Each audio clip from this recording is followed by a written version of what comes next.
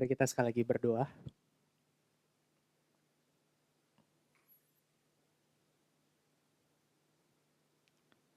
Tuhan, kami memohon Engkau yang menenangkan hati kami.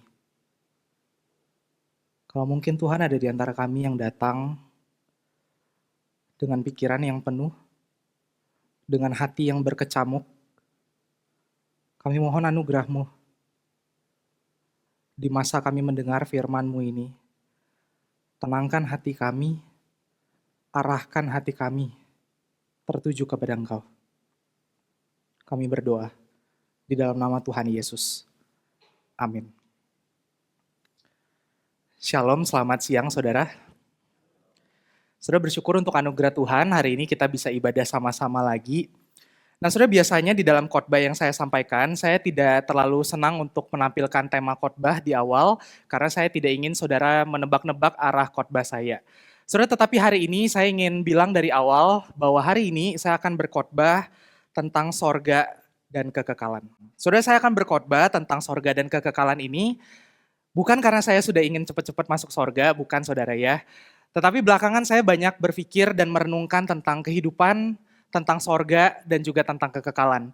Dan saya makin yakin bahwa setiap kita perlu mendengar firman Tuhan tentang sorga, bukan hanya di rumah duka, tetapi juga di dalam kesempatan-kesempatan ibadah seperti ini.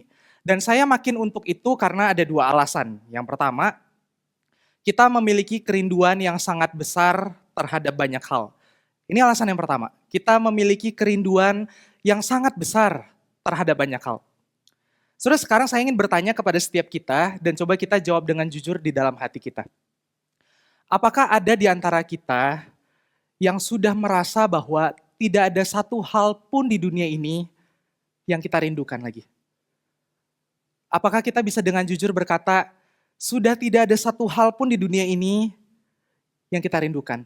Kita sudah tidak mengharapkan hal apapun di dunia karena kita sudah sangat melimpah. Saudara, saya percaya tidak ada yang bisa berkata seperti itu. Kenapa? Karena kita selalu mengharapkan lebih. We are longing for more. Kita merindukan relasi yang mendalam. Kita merindukan keluarga yang lebih harmonis. Kita merindukan karir yang lebih naik. Kita merindukan lebih banyak penerimaan orang. Kita merindukan kasih yang tanpa syarat. Kita merindukan lebih banyak pengakuan orang atas kita. Saudara, kita selalu merindukan banyak hal. Dan jika kita jujur, maka kita akan menemukan begini. Setiap kali kerinduan kita sudah dijawab oleh Tuhan, dipenuhi oleh Tuhan, maka sebetulnya yang akan kita temukan adalah kita terus merindukan yang lain. Kita tidak pernah puas. We are always longing for more. We are always desire for more. Dan melihat realita ini, seorang tokoh kekristenan bernama C.S. Lewis mengatakan seperti ini. Jika saya menemukan di dalam diri saya suatu kerinduan yang tidak dapat dipuaskan oleh pengalaman apapun di dunia ini. Penjelasan paling masuk akal adalah saya dicipta untuk dunia yang lain. Saudara, apa maksudnya? Kita tahu kita selalu merindukan lebih. Kita tahu kita tidak pernah dipuaskan dengan apa yang ada di dunia ini. Kita tidak pernah puas dengan apa yang ditawarkan oleh dunia ini. Maka C.S. Lewis katakan, penjelasan paling masuk akal adalah saya dicipta untuk dunia yang lain. Ada dunia yang lain yang lebih baik.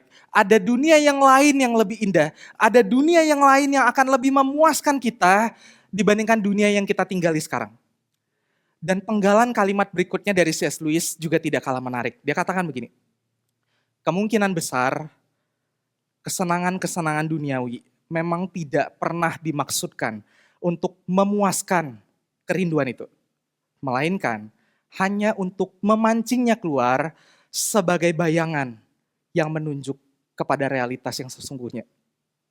Sudah semua yang ada di dunia ini tidak pernah dimaksudkan untuk memuaskan kerinduan kita yang terdalam. Maka sebetulnya kita sedang menaruh beban yang terlalu besar pada apapun yang ada di dunia ini. Jika kita berharap hal itu bisa memuaskan kerinduan kita yang terdalam. Kita menaruh beban yang terlalu besar pada orang lain. Kita menaruh beban yang terlalu besar pada relasi dengan sesama kita. Kita menaruh beban yang terlalu besar pada harta yang kita punya. Karena semua itu sebetulnya tidak pernah dimaksudkan untuk memuaskan kerinduan kita yang terdalam. Sebaliknya, semua itu adalah bayang-bayang. Bayang-bayang untuk sesuatu yang jauh lebih indah. sesuatu yang jauh lebih besar, sesuatu yang jauh lebih memuaskan. Dan ini alasan pertama. Kenapa kita perlu merenungkan tentang sorga dan kekekalan. Karena kita punya kerinduan yang tidak terbatas. Dan kita tahu dunia ini tidak pernah bisa memuaskan semua kerinduan itu. Dan yang kedua yang berkaitan dengan itu adalah kita tahu dunia ini bisa lebih baik. Kita tahu dunia ini bisa lebih baik. Sudah apalagi ketika kita sekarang melihat keadaan dunia. Dalam skala global kita melihat ada perang, ada ketegangan antar berbagai negara. Kita melihat ada ketidakstabilan politik, ada ketidakstabilan ekonomi. Dalam skala nasional kita melihat ada begitu banyak pemimpin-pemimpin yang jahat, pemimpin-pemimpin yang korup. Kita melihat ada begitu banyak keputusan yang diambil untuk menguntungkan segelintir orang saja. Kita melihat juga ada berbagai ketidakstabilan ekonomi. Dan dalam skala personal, bukankah kita harus mengakui setiap kita punya pergumulan? Mungkin kita punya keluarga yang berantakan. Mungkin kita punya masalah yang membuat kita sangat hancur dan berantakan. Mungkin kita punya masa depan yang tidak sesuai harapan. Dan jauh di dalam hati kita tahu dunia ini bisa lebih baik. Kita terus mengusahakan banyak hal untuk membuat dunia ini lebih baik. Tetapi kalau kita jujur, kita terus menemukan kementokan. Dan jauh di dalam hati kita tahu sekeras apapun kita berusaha, dunia ini masih bisa lebih baik. Saudara, dengan dua alasan ini. Karena kita memiliki kerinduan yang sangat besar terhadap banyak hal. Dan karena kita tahu bahwa dunia ini bisa lebih baik, maka sangat penting bagi kita untuk terus mengingatkan diri kita tentang pengharapan yang kita punya. Tentang sorga yang Allah sediakan bagi kita. Tentang pengharapan kekekalan yang Ia jamin bagi setiap kita yang percaya. Dan itu juga yang dikatakan oleh pengkhotbah bagi setiap kita. Surah Pengkhotbah pasal 3 ayat 11 mengatakan, Ia, Allah, memberikan kekekalan di dalam hati mereka. Allah memberikan kekekalan di dalam hati kita. Dan untuk itulah kita terus merindukan yang lebih baik. Kita terus merindukan yang lebih indah. Karena kita punya kekekalan itu di dalam hati kita. Maka buat saudara yang relate dengan kedua hal ini. Saudara yang merasa bahwa saudara tidak pernah terpuaskan. Saudara sudah mencari segala cara. Saudara sudah mengusahakan segala upaya untuk memuaskan kerinduan terdalam di dalam diri saudara. Tetapi saudara tidak pernah menemukannya. Dan buat saudara yang tahu bahwa dunia ini bisa lebih baik. Ketika saudara melihat keadaan dunia, saudara merasa bahwa dunia semakin berantakan. Dan jauh dalam hati kita tahu bisa lebih baik. Saudara, maka khotbah ini buat setiap kita. Dan saya berdoa, Tuhan memberkati kita. Tuhan menguatkan kita lewat pengharapan yang Dia sediakan, lewat sorga dan kekekalan itu. Saudara, mari saja kita membuka satu bagian firman Tuhan dari Wahyu pasal 21 ayat yang pertama sampai dengan yang keempat. Wahyu pasal 21 ayat yang pertama sampai dengan yang keempat. Saya akan bacakan bagi setiap kita, saudara silakan melihat dari Alkitab masing-masing. Saya akan membaca dari Alkitab versi TB2. Wahyu pasal 21 ayat yang pertama sampai dengan yang keempat. Lalu aku melihat langit yang baru dan bumi yang baru. Sebab langit yang pertama dan bumi yang pertama telah berlalu dan laut pun tidak ada lagi. Aku juga melihat kota yang kudus, Yerusalem yang baru, turun dari sorga, dari Allah yang berhias bagaikan pengantin perempuan yang berdandan untuk suaminya. Lalu aku mendengar suara yang nyaring dari tahta itu berkata, lihatlah, kemah Allah ada di tengah-tengah manusia dan Ia akan tinggal bersama mereka. Mereka akan menjadi umatnya dan Allah sendiri akan menjadi Allah mereka. Ia akan menghapus segala air mata dari mata mereka dan maut tidak akan ada lagi. Tidak akan ada lagi perkabungan atau ratap tangis atau duka cita sebab segala sesuatu yang lama itu telah berlalu. Sampai sedemikian jauh pembacaan bagian firman Tuhan. Sudah 1,5 tahun yang lalu saya pernah berkhotbah dari kitab Wahyu dan waktu itu saya menjelaskan kepada setiap kita konteks dari kitab Wahyu. Tetapi hari ini saya ingin kembali mengulang konteks itu supaya kita bisa melihat bagian ini dengan lebih baik dan merenungkannya dengan lebih dalam. Sudah kitab Wahyu ditulis oleh Rasul Yohanes yang juga menuliskan Injil Yohanes dan juga surat-surat Yohanes. Sorry, bisa dibantu? Kitab Wahyu dituliskan oleh Rasul Yohanes dan juga yang juga menuliskan Injil Yohanes dan surat-surat Yohanes. Saudara, Yohanes menuliskan kitab Wahyu ini bukan dari tempat yang nyaman, tetapi ketika dia sedang ada di dalam pembuangan di Pulau Patmos. Dan ini terjadi di akhir hidupnya. Dan alih-alih disebut sebagai sebuah kitab, sebetulnya kita lebih bisa melihat kitab Wahyu ini sebagai sebuah surat. Kenapa? Karena dalam Wahyu pasal yang pertama ayat yang keempat, Yohanes menuliskan dengan jelas kepada siapa dia menuliskan surat yang kita kenal sebagai kitab Wahyu ini. Sudah dikatakan begini, dari Yohanes kepada ketujuh jemaat di daerah Asia. Sudah artinya, surat yang kita kenal sebagai kitab Wahyu ini ditujukan kepada jemaat-jemaat atau hari ini kita kenal kepada gereja-gereja yang ada di daerah Asia. Sudah ada gereja di Efesus, ada gereja di Smyrna, ada gereja di Pergamus, ada gereja di Tiatira, ada gereja di Sardis, ada gereja di Philadelphia, dan ada gereja di Laodikia. Dan jika kita membaca Wahyu pasal 2 sampai pasal 3 secara keseluruhan, maka kita akan menemukan karakteristik dari setiap jemaat. Dan kalau kita simpulkan, ada dua konteks yang terjadi di antara 7 jemaat yang ada di dalam gereja yang menjadi tujuan dari surat ini.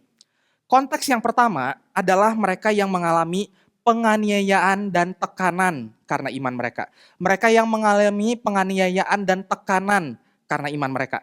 Saudara, ini terjadi kepada jemaat di Smyrna dan di Philadelphia. Dan kepada mereka yang mengalami penganiayaan dan tekanan ini, wahyu yang disampaikan melalui Yohanes memberikan pengharapan bahwa satu hari nanti akan ada kekekalan. Memberikan pengharapan kepada mereka bahwa segala yang mereka alami sekarang, segala tekanan dan penganiayaan karena iman itu tidak akan berlangsung selamanya. Dan satu hari semua itu akan dihancurkan oleh Allah dan diganti dengan kekekalan bersama dengan Dia. Ini konteks yang pertama. Tetapi ada juga konteks yang kedua yang terjadi waktu itu. Sudah ada jemaat waktu itu yang mulai kompromi dan makin serupa dengan nilai di dunia. Mereka yang makin kompromi dan makin serupa dengan nilai dunia. Sudah ini terjadi kepada jemaat di Laodikia. Dan mereka yang makin kompromi, makin serupa dengan nilai dunia, mereka makin berpikir bahwa kepuasan bisa didapat di dunia. Dan mereka sudah puas dengan segala hal yang ada di dunia, maka mereka makin jadi serupa dengan dunia. Dan bagi mereka yang seperti ini, wahyu yang disampaikan melalui Yohanes menjadi pengingat bahwa segala kepuasan itu adalah palsu dan sementara. Dan satu hari, semua itu kita akan melihat kepuasan yang jauh lebih memuaskan, yang akan memuaskan segala kerinduan yang terdalam kita, kekekalan bersama dengan Allah.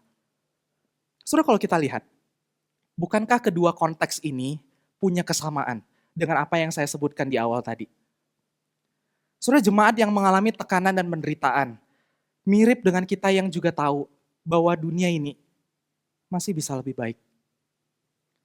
Sementara jemaat yang mulai kompromi, jemaat yang mengikuti kepuasan-kepuasan dunia mengingatkan kita bahwa sebetulnya kita selalu merindukan lebih.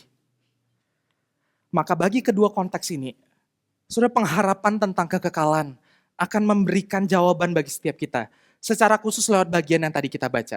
Dan lewat bagian tadi, saya ajak kita melihat 3 hal yang disediakan oleh realitas sorga kepada setiap kita. Saya ajak kita melihat satu persatu. Yang pertama, sorga memberikan pengharapan tentang pembaruan yang utuh. Sorga memberikan pengharapan tentang pembaruan yang utuh. Saya bacakan lagi ayat yang pertama dan yang kedua dari bagian firman Tuhan. Lalu aku melihat langit yang baru dan bumi yang baru. Sebab langit yang pertama dan bumi yang pertama telah berlalu dan laut pun tidak ada lagi. Aku juga melihat kota yang kudus, Yerusalem yang baru, turun dari sorga, dari Allah yang berhias bagaikan pengantin perempuan yang berdandan untuk suaminya.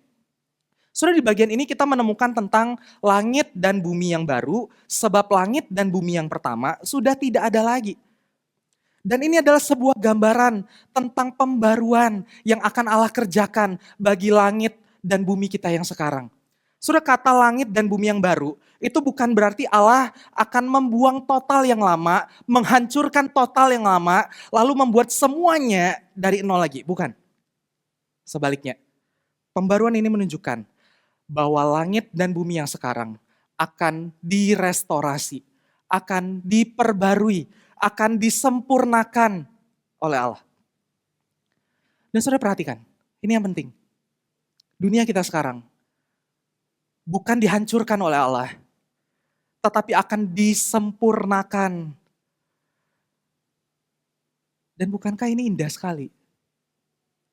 Sudah hari ini, ketika kita melihat kepada dunia, bahkan dunia yang sudah jatuh dalam dosa, bukankah kita akan sepakat bahwa dunia yang sudah jatuh dalam dosa pun, kita masih bisa menemukan berbagai keindahan di dalam dunia yang sudah jatuh dalam dosa ini. Kita menemukan keindahan lewat karya musik yang indah. Kita menemukan keindahan lewat berbagai karya seni. Kita menemukan keindahan lewat alam ciptaan yang Tuhan sediakan. Kita menemukan keindahan lewat relasi dengan orang-orang yang tulus kepada kita.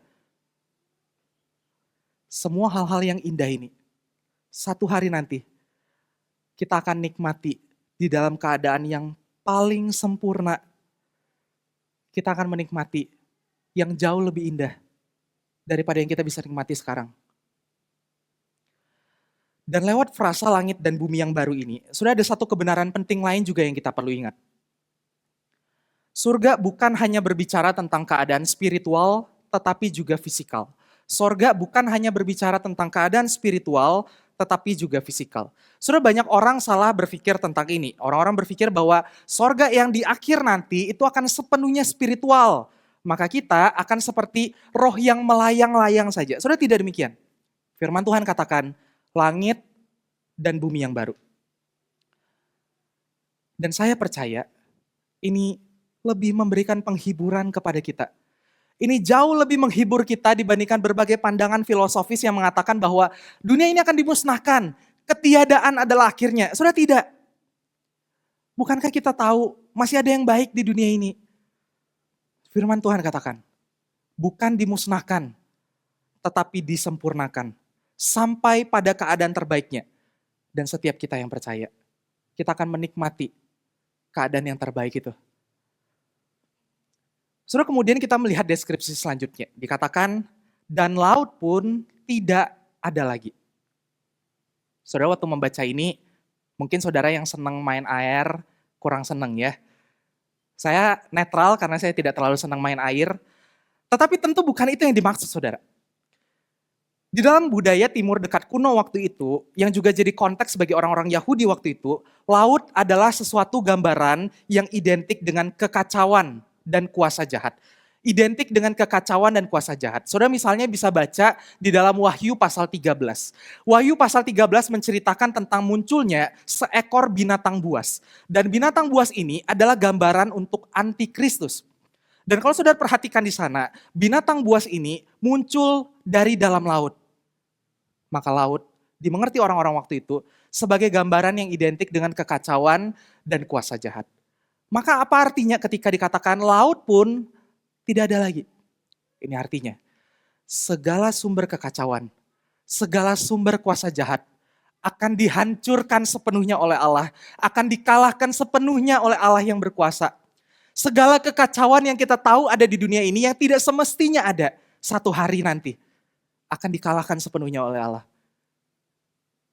Dan selanjutnya kita melihat deskripsi yang lain. Dikatakan Yerusalem yang baru, turun dari sorga, berhias bagaikan pengantin perempuan yang berdandan untuk suaminya. Saudara, apa yang dimaksud di sini?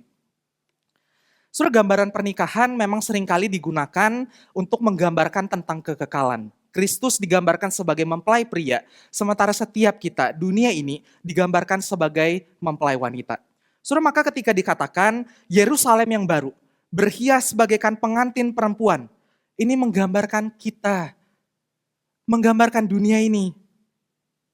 Dan saudara perhatikan, bukankah seorang pengantin perempuan akan ada dalam keadaan yang paling indah ketika dia bertemu dengan mempelai pria? Dan itu yang mau digambarkan di sini. Dunia ini, ketika menyambut Kristus yang datang untuk kedua kalinya, akan ada dalam keadaan yang paling indah, keadaan yang paling disempurnakan ketika kita menyambut Kristus sebagai mempelai pria itu. Justru bukankah ini semua gambaran yang sangat indah sekali? Pembaruan yang utuh, langit dan bumi yang baru, dengan segala kekacauan yang dihancurkan sepenuhnya, akan ada dalam keadaan yang paling indah. Ketika nanti kita menyambut Kristus yang datang kedua kali. Saudara, ini yang pertama tentang realitas sorga bagi setiap kita. Tetapi bukan hanya memberikan pengharapan tentang pembaruan yang utuh. Sorga juga memberikan pengharapan tentang persekutuan yang penuh. Saya bacakan lagi ayat yang ketiga bagi setiap kita. Lalu aku mendengar suara yang nyaring dari tahta itu berkata, lihatlah, kemah Allah ada di tengah-tengah manusia dan ia akan tinggal bersama mereka. Mereka akan menjadi umatnya dan Allah sendiri akan menyertai mereka sebagai Allah mereka. Sudah di bagian ini ada janji yang jauh lebih indah lagi daripada sekadar pembaruan dunia ini. Kita melihat janji tentang persekutuan yang penuh bersama dengan Allah. Sudah dikatakan, lihatlah, kemah Allah ada di tengah-tengah manusia dan ia akan tinggal bersama mereka. Sudah bagian ini seharusnya mengingatkan kita pada apa yang sudah pernah dilakukan oleh Tuhan Yesus di dalam kedatangannya yang pertama. Yohanes pasal yang pertama ayat 14 mengatakan, firman itu telah menjadi manusia dan tinggal di antara kita. Dan kita telah melihat kemuliaannya, yaitu kemuliaan anak tunggal Bapa, penuh anugerah dan kebenaran. Saudara, maka lebih dari 2000 tahun yang lalu, sang anak Allah itu, dia sudah datang. Dia sudah memberikan cicipan kepada kita tentang apa artinya tinggal bersama Allah. Tetapi itu sementara. Karena setelahnya dia naik ke sorga. Tapi satu hari kita akan menikmati sepenuh-penuhnya. Karena dikatakan kemah Allah akan ada dan ia akan tinggal bersama dengan kita. Dan janji berikutnya juga sangat indah. Sudah dikatakan mereka akan menjadi umatnya dan Allah sendiri menyertai mereka sebagai Allah mereka. Saudara, sebetulnya kalau kita membaca keseluruhan Alkitab, kita akan menemukan secara konsisten frasa seperti ini. Mereka akan menjadi umatnya dan Allah sendiri akan menyertai mereka sebagai Allah mereka. Tetapi bahkan dari sejak kejadian, semua itu sampai hari ini belum terpenuhi sepenuhnya. Tapi satu hari Allah akan menjadi Allah kita sepenuhnya. Kita akan menyembah Dia. Dan Dia akan memberkati setiap kita. Saudara, maka saya teringat dengan gambaran dari Rasul Paulus. Dalam 1 Korintus pasal 13 ayat 12, Paulus mengatakan seperti ini. Sebab sekarang kita melihat dalam cermin suatu gambaran yang samar-samar. Tetapi nanti kita akan melihat muka dengan muka. Saudara, ini adalah gambaran yang Paulus tujukan untuk menggambarkan relasi kita dengan Allah. Sekarang kita belum melihat Allah. Maka kita berelasi dengan Allah dengan gambaran yang samar-samar itu. Tapi satu hari nanti kita akan berhadapan muka dengan Tuhan Yesus, penebus dan juru selamat kita. Kalau saudara masih sulit untuk membayangkannya, saudara, saya kira cara paling mudah untuk kita membayangkannya adalah dengan mengingat orang yang sangat kita kasihi. Bayangkan seseorang yang sangat Anda kasihi. Lalu entah karena alasan apapun, saudara tidak bisa bertemu dengan dia lagi. Saudara, maka apa yang kita lakukan untuk bisa berelasi dengan dia? Jawabannya tidak ada. Yang kita bisa lakukan hanya mengingat apa yang ada di dalam memori kita. Mengingat apa yang samar-samar masih ada di dalam benak dan pikiran kita. Tapi satu hari, bayangkan orang yang menghilang itu muncul lagi dalam hidup kita. Orang yang selama ini cuma bisa kita ingat dengan samar-samar. Orang yang selama ini memorinya mungkin perlahan-lahan pudar di dalam pikiran kita. Tapi satu waktu, dia muncul di hadapan kita. Kita berhadapan muka dengan orang itu. Saudara, bukankah itu sebuah gambaran yang sangat indah? Tetapi kalaupun kita pernah mengalami yang seperti itu, saudara, itu cuma gambaran. Itu cuma gambaran untuk sukacita yang jauh lebih besar ketika nanti kita berhadapan muka dengan Tuhan Yesus Juru Selamat kita. Sebuah persekutuan yang penuh yang akan memuaskan segala kerinduan kita. Sebuah persekutuan penuh yang akan memuaskan segala hasrat, segala yang kita cari-cari di dunia ini. Ketika kita berhadapan dengan Dia. Ini yang kedua. Yang ketiga, bukan hanya memberikan penghiburan tentang pembaruan yang utuh, persekutuan yang penuh. Tetapi realitas sorga juga memberikan pengharapan tentang penghiburan yang sungguh. Saya bacakan lagi ayat yang keempat. Ia akan menghapus segala air mata dari mata mereka. Dan maut tidak akan ada lagi. Tidak akan ada lagi perkabungan atau ratap tangis atau duka cita, sebab segala sesuatu yang lama itu telah berlalu. Di bagian ini kita melihat tentang hal-hal apa saja yang akan dihapuskan Allah di sorga dan kekekalan nanti. Sudah dikatakan dia akan menghapus segala air mata, maut, perkabungan, ratap tangis, duka cita. Dan saya percaya kita tahu bahwa semua ini adalah efek dari kejatuhan manusia ke dalam dosa. Sudah dari sejak awal Allah mendesain dunia ini termasuk kita dengan sangat baik. Tapi kemudian manusia memilih dosa. Manusia memilih memberontak. Maka kemudian ada maut, ada penderitaan, ada air mata, ada perkabungan, ada ratap tangis, ada duka cita. So, mari kita pikirkan begini. Kenapa kita bersedih dan berduka cita? Kenapa kita bisa bersedih untuk sebuah hal? Bukankah waktu kita bersedih, kita tahu apa yang membuat kita sedih itu tidak seharusnya terjadi? Misalnya, saudara mungkin pernah kehilangan orang yang sangat saudara kasihi karena meninggal dunia. Lalu saudara berduka, saudara meratap. Tetapi kenapa kita begitu? Karena sebetulnya jauh di dalam hati kita, kita tahu tidak seharusnya ada kematian di dalam dunia yang indah yang Allah ciptakan. Semua itu adalah efek dari dosa.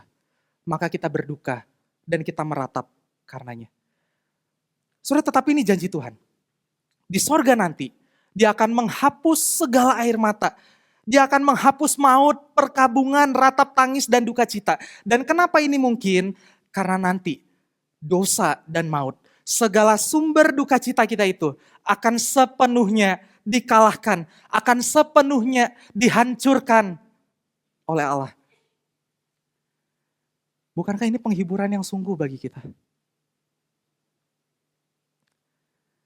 Saudara, saya ingat ada salah satu teman bertanya sama saya. Mungkinkah nanti kita yang sudah masuk sorga kembali jatuh dalam dosa?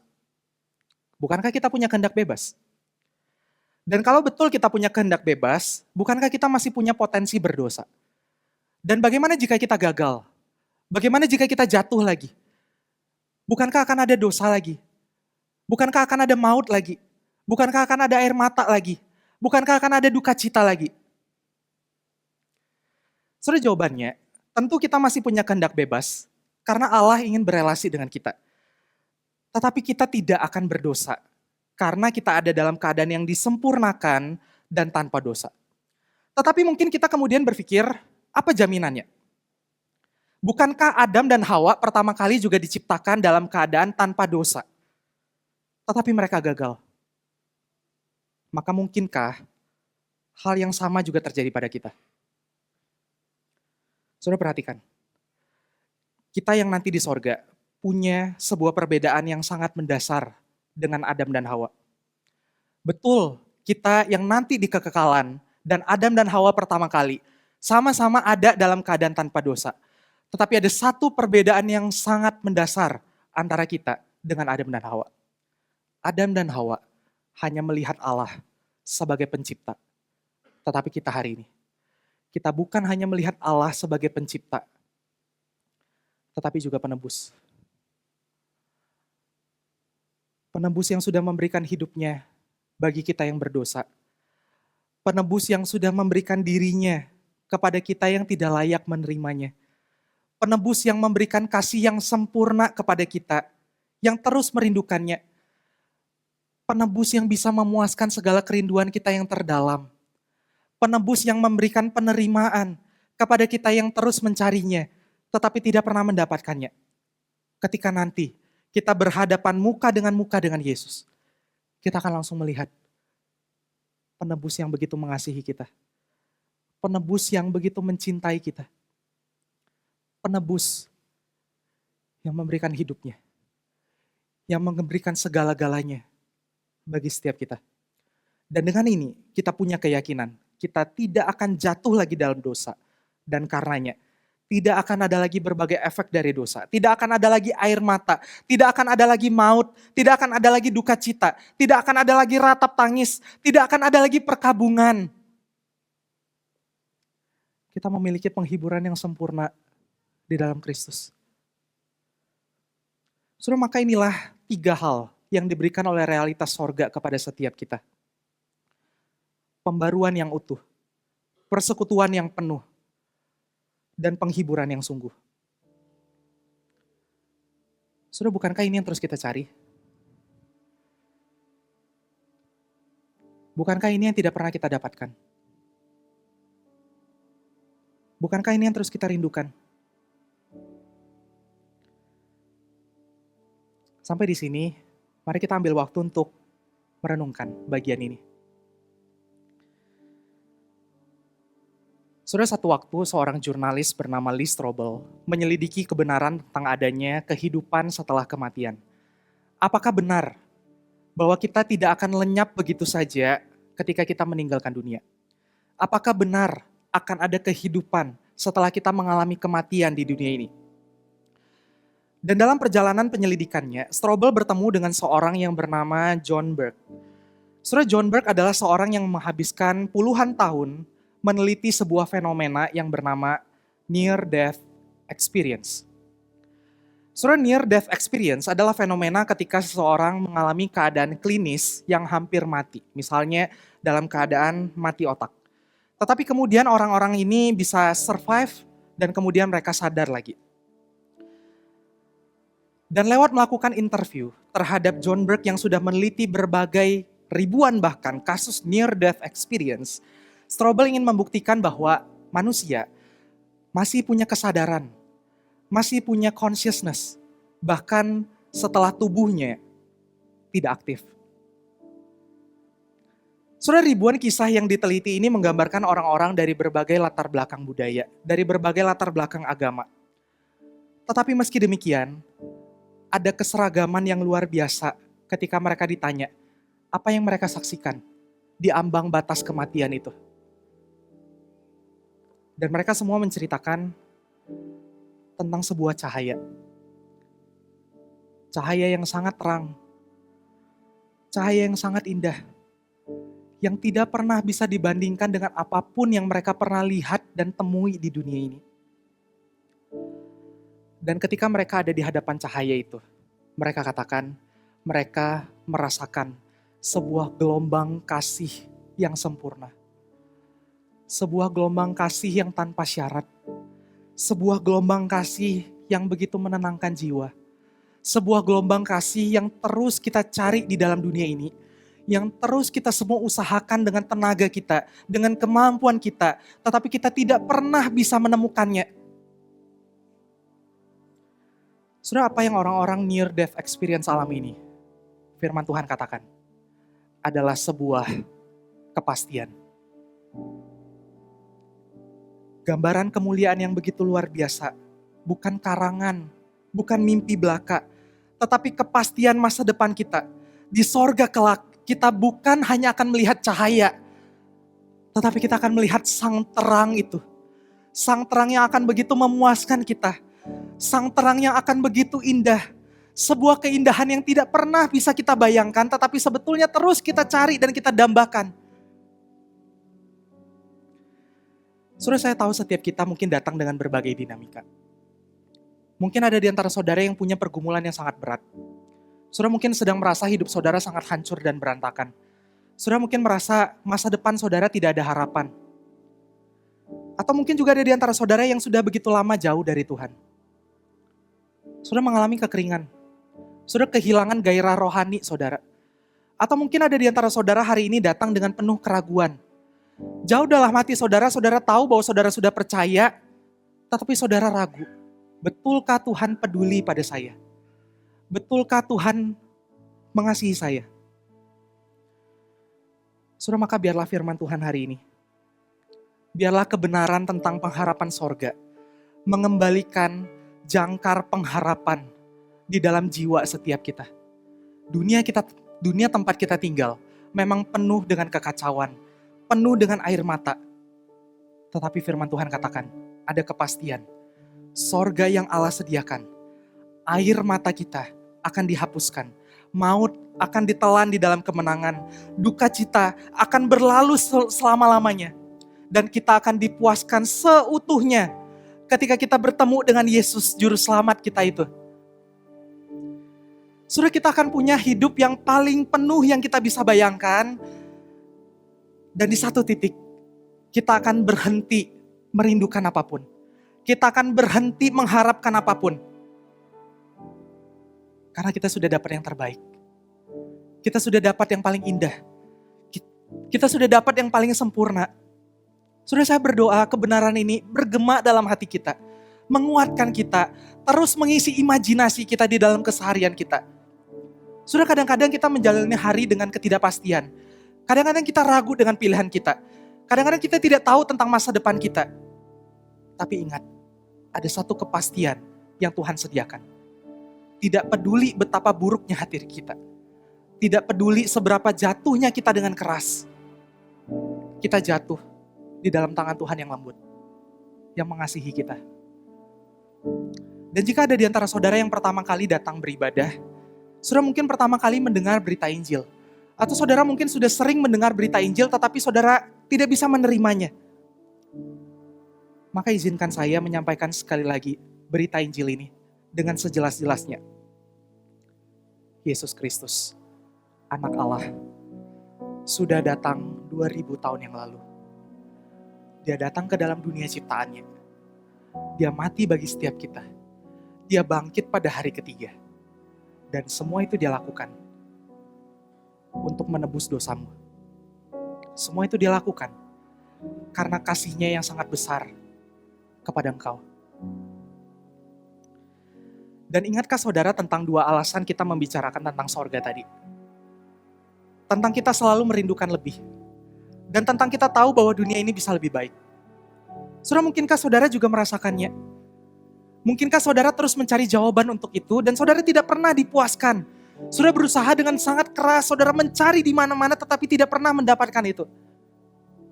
Maka hari ini, saya berdoa supaya Allah Tritunggal bekerja di dalam hati saudara.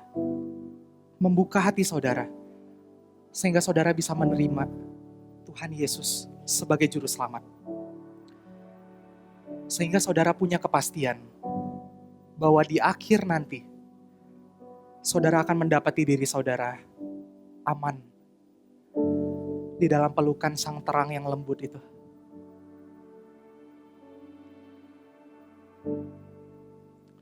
Saudara, ada satu lagu yang saya kira sangat beresonansi ketika saya mempersiapkan khotbah ini. Lagu ini mengatakan, on that day we will see you shining brighter than the sun. Ini kepastian bagi setiap kita. Mari saja kita meresponi firman Tuhan. Kita nyanyikan, I believe in Christ. I believe in Christ, risen from the dead. He now reigns victorious, His kingdom knows no end. Ini kepercayaan kita. Through His resurrection, death has lost its hold. I know on that final day I'll rise as Jesus rose. On that day we will see you shining brighter than the sun. On that day we will know you and hear our voice as one. Till that day we'll praise you for your never-ending grace. We will keep on singing on that glorious. Mari kita bangkit berdiri. What a blessed hope. Do not tired and worn. Kita punya pengharapan. What a blessed hope. Do not tired and worn. We will spend eternity around our Savior's throne. Amen. Through we grieve our losses, we will not in vain. For we know our crown of glory waits beyond the grave. On that day, On that day, we will see you shining brighter than the sun. On that day, we will know you. Leave our voice as one. Till that day, we will praise you. Your never-ending praise. And we will keep on singing on that glorious. Puji Tuhan. Haleluya. Mari bersama. Haleluya, what a day it will be. For at home with you, my joy is complete. As I run into your arms, all unwind, I will see my Father who is waiting for me. Haleluya, haleluya, what a day. Ini keyakinan kita. For at home with you, my joy is complete. Amen. As I run into your arms, all unwind, I will see my Father who is waiting for me.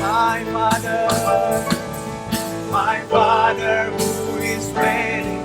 Dengan keyakinan kita katakan, on that day we'll see you shining brighter than the sun. On that day we will know you as we lift our voice as one. Till that day we will praise you for your never-ending grace, and we will keep on singing. Sekali lagi, on that day, on that day, we will see you shining brighter than. Ini kerinduan kita. On that day, we will know you as we lift our voice as one. Till that day, we will praise you for your never-ending grace. We will keep on singing, and we will keep on singing. Keep on singing on that glorious day. Terima kasih ya Tuhan. Terima kasih untuk anugerah. Terima kasih untuk keselamatan. Kami tidak pernah layak menerimanya. Engkau tidak pernah berhutang apapun bagi kami. Tapi 2000 tahun yang lalu, Kau datang ke dalam dunia, menebus kami. Dosa yang tidak pernah kami bisa selesaikan dengan kekuatan kami. Dosa yang selalu jadi ketakutan yang terbesar di dalam hidup kami. Maut yang selalu kami hindari sekuat tenaga dengan kemampuan kami. Kami percaya ketika kami memandang kepada Engkau, semua itu sirna. Karena yang kami temukan adalah janji pengharapan bahwa satu hari kami akan menikmati kekekalan bersama dengan Engkau di sorga. Ya Tuhan, terima kasih untuk anugerah-Mu. Terima kasih karena sudah begitu mengasihi kami. Terima kasih karena sudah memberikan penerimaan yang seutuhnya bagi kami. Dan kami berdoa, selama kami ada di dunia, kami percaya Tuhan memberikan kesempatan, tanggung jawab, maka kami mau gunakan hidup kami sebaik-baiknya untuk kemuliaan Tuhan. Di hari-hari dikala kami tidak menentu, kami kehilangan harapan, kiranya Tuhan terus ingatkan kami bahwa Engkau telah menjamin masa depan kami. Hari di mana kami akan berhadapan muka dengan Tuhan Yesus, penebus dan juru selamat kami. Terima kasih Tuhan. Kami berdoa di dalam nama Tuhan Yesus. Amin.